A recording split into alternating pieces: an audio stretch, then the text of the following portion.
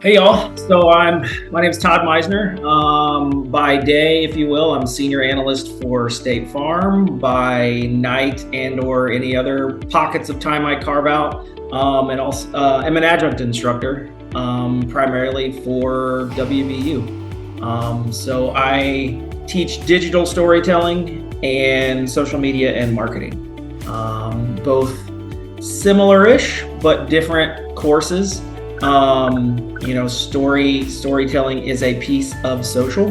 But yeah, the social class is a little bit more broad brush of how, social strategy plays into overall marketing strategies today. And the storytelling class focuses on a really specific lens of, picking a narrative and telling a real specific story about a real specific product.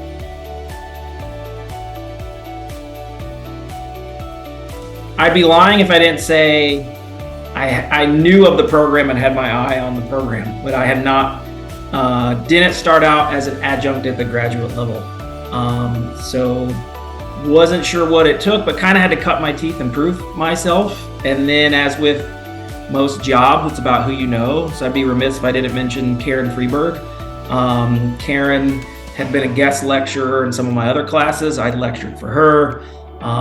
She's more on the professor side and then has dabbled on the practitioner, or my career is obviously opposite of that, but she's very forward thinking. She works with a lot of practitioners, and then after we got to know each other, she said, I really think you'd be a fit for this program. I know they're trying to find more practitioners. So thankfully she floated my name, and we had some talks and talked to some other folks to see if it was a right fit, and here I am. But it did start with me knowing about the program, knowing that it's one of the best out there, if not the best. And I tell people that, and it's not just not a shameless plug. It's my real thoughts, and that's what kind of started me down that path, is wanting to bring that practitioner/adjunct mindset to programs that were really forward thinking. I think that's what sets WVU apart.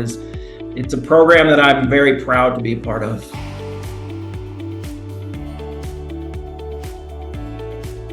That can be a loaded question because sometimes you're really pulling back the curtain when you show how the sausage is made, for lack of a better analogy. But I mean, that's real life. And I learned pretty quickly that in this, that with WVU, there's a lot of the students are close to my age, maybe older. They are some seasoned pros, and so they can handle that transparency. They can handle that realness. And so once I realized they got that balance, it's easier to just be real and be me. I'm never going to put on an act or sugarcoat things, because these folks are in this program to get better. So they can only get better by really, I want to say facing real life situations, but hearing about real life situations, reading something in a lesson, me providing some supplemental materials, and then maybe me layering on, hey, this just happened this last month with this campaign or in this meeting at work. And then you combine all of those elements of the straight articles and education portion with a real life example. I think it adds that depth, it adds some flavor, it adds some seasoning that, again, you're not going to get from a true textbook.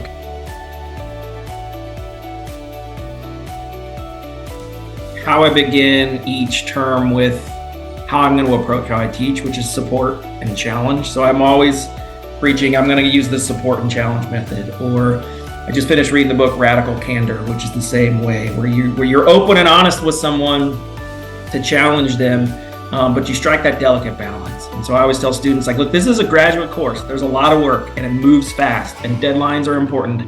That is real life stuff.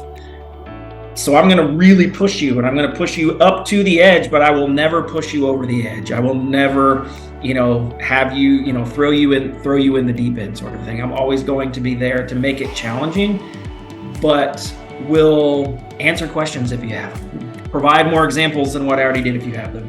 Also I try to be honest with, I don't know what I don't know. So if you don't come to me, if you're struggling, I can't read your minds. I'm teaching a couple different courses. It's upwards of 20 students or 40 students, total.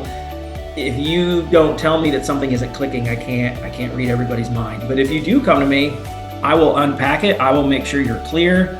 And I'll do that by Zoom calls, telephone calls, however we need to connect to make a student feel more comfortable.